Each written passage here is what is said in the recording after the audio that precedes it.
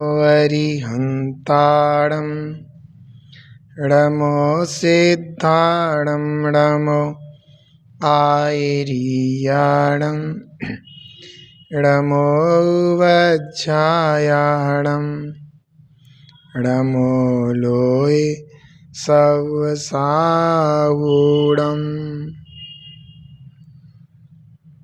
लो 2400 तीर्थंकर भगवान की, महावीर भगवान की, पंच परमेष्टि भगवान की, जिनवाणी माता की, गौतम गणधर देव की, आचार्य श्री कुंद कुंद स्वामी की, आचार्य श्री शांति सागर जी महामुनि राज की, आचार्य गुरुदेव श्री धर्मभूषण जी महामुनि राज की, आचार्य श्री सम्यक्त भूषण जी महामुनि राज की, परम पूज्य आचार्य श्री भारतभूषण जी महामुनि राज की। ये ग्रंथाधिराज श्री रत्नकंठ शाकाचार्य जी हैं। इस ग्रंथ में आचार्य श्री समंतभद्र स्वामी जी ने श्रावक समाज के लिए उस तरीके का उद्बोधन दिया है जिससे कि श्रावक समाज परंपरा से मुनि पथ पर चल कर के अपने जीवन का साक्षात उद्धार कर सके। मैं ये समझता हूँ कि इस ग्रंथ का अध्ययन अगर श्रावक ढंग से कर ले तो वह श्रावक उस उत्तम श्रेणी में पहुँच जाता है जो कि पूर्ण रूप से मुनि मुद्रा धारण करने के योग्य होती है। एक बार श्रावकों को इस ग्रंथ का मन से, दिल से समय निकाल करके अध्ययन जरूर करना चाहिए। इसमें 7 अधिकार हैं। पहला अधिकार सम्यक दर्शन अधिकार चल रहा है। इसमें सबसे पहले यह अधिकार दे करके आचार्य भगवान कहना चाहते हैं कि सम्यक दृष्टि जीव के ही व्रत, नियम, प्रतिमा आदि होते हैं। इसलिए सबसे पहले सम्यक दर्शन धारण करना बहुत अनिवार्य है।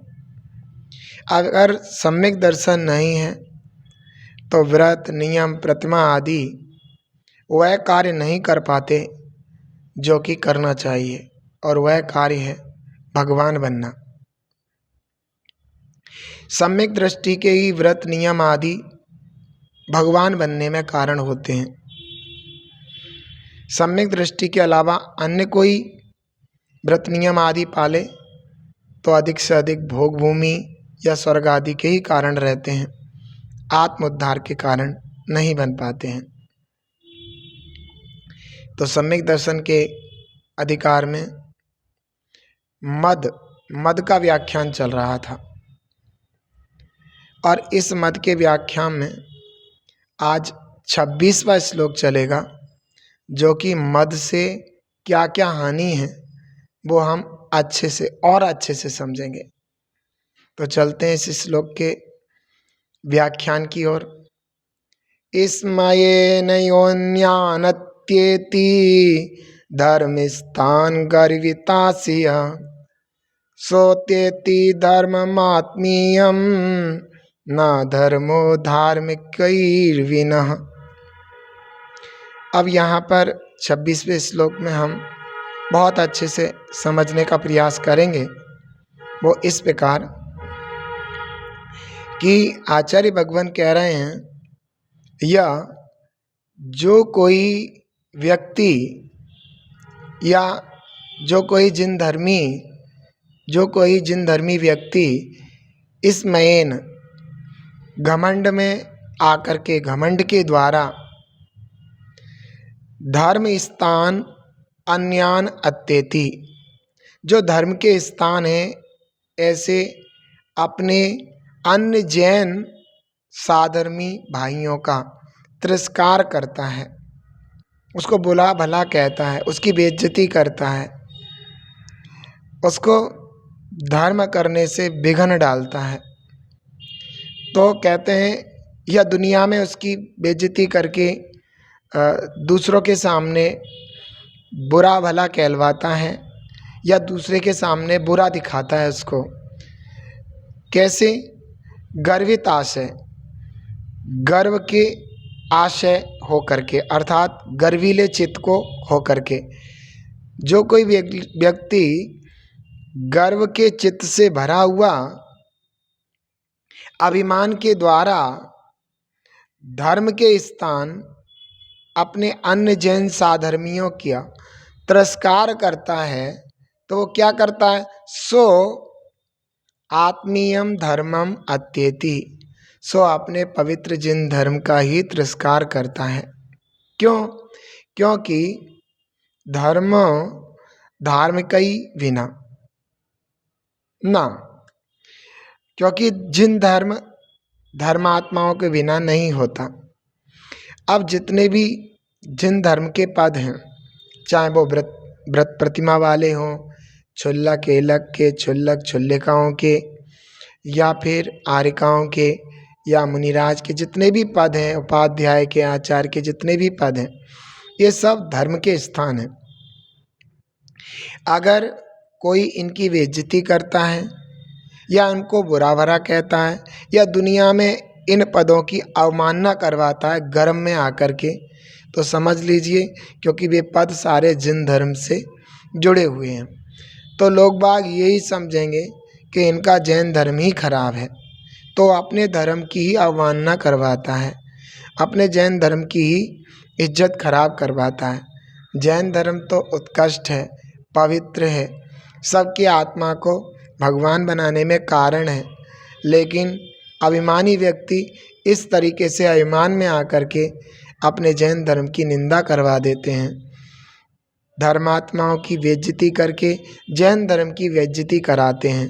सो ये बिल्कुल भी ठीक नहीं है। यह श्लोक आचार्य श्री समंतभद्र स्वामी ने बड़े भावों से लिखा है।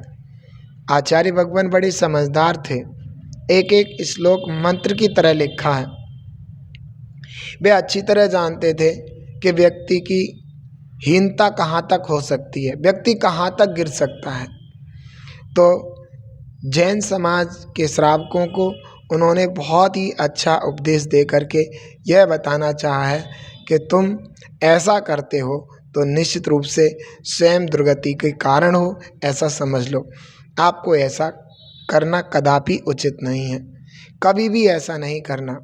मान लो हम आपकी बात मान लेते हैं, कोई धर्मात्मा जीव धर्म से चलायमान हो रहा है, धर्म से हट रहा है, शिथिलाचारी हो रहा है या धर्म का अपवाद होने वाला है, तो आप बड़ा दिमाग लगाइए, विवेक लगाइए कि हमें करना क्या है। जैसे स्थिति कारण अंग में कहा है, जैसे उपगुहन अंग में कहा है, उन चीज़ों को याद रख करके हमें ध्यान देना है कि इस समय हमें क्या करना है, कैसे धर्म की रक्षा करनी है। और जो अपने परिणामों से कोई गिर रहा है, व्रती है या किसी तरीके से मुनि है, आर्यिका है, कोई भी क्षुल्लक क्षुल्लिका है, कोई भी अपने धर्म से शिथिल हो रहे हैं और गिर रहे हैं, तो वहाँ बड़ा विवेक रखना है कि हमें अपने धर्म की रक्षा कैसे करनी है। उनका अपवाद नहीं कराना। अगर समाज में उनका अपवाद करा दिया तो विधर्मी जो धर्म से बाहर हैं, जैन धर्म से द्वेष रखते हैं, वे जैन धर्म की बहुत बड़ी अप्रभावना कराएंगे। यह पवित्र जिन धर्म अपमानित हो जाएगा। क्यों? क्योंकि वे सारे के सारे पद जैन धर्म से वास्ता रखते हैं। धर्मात्माओं के पद की अवमानना होना, धर्मात्मा के पद का अपवाद होना जैन धर्म का अपवाद है, ये अच्छी तरह समझ लेना। इसलिए बड़ा ही चातुर्य से काम करना होगा, विवेक से काम करना होगा। अभिमान में आकर, क्रोध में आकर के जो ये कार्य कर बैठते हैं, वो अपने जैन धर्म की तो इज्जत खराब करते ही करते हैं, साथ ही साथ अपने आप को नरक जैसे दुर्गति में भी धकेलते हैं। ऐसा समझना चाहिए। और आचार्य श्री समंतभद्र स्वामी का यह श्लोक समझ करके अपने जीवन को अच्छा और उत्कृष्ट बनाना चाहिए।